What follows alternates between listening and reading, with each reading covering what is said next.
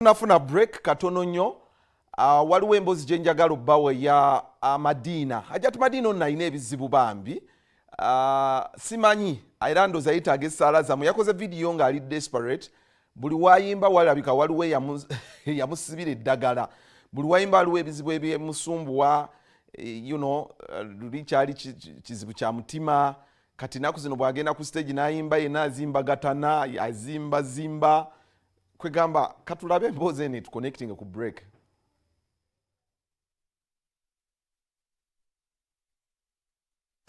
Assalamu alaikum wa rahmatullahi wa barakatuh. Siramba nange embeera gye ndimu yeeno. Buli lwemba nga ngenza okuyimba.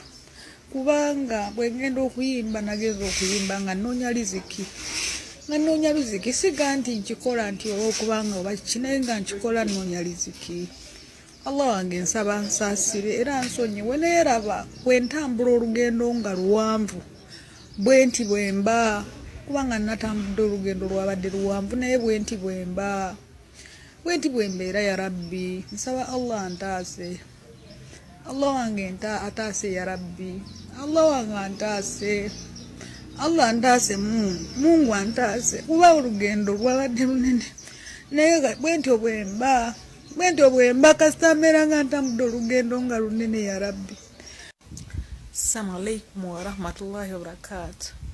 Mugamba mukyabe bizibu bannaye omanyi nti n'obugenzi okukya ku makya nga ndi bwe nti Allah bw'atyo bwangeredde olwaleero luno nkyukeko ndowooza ya Rabbi.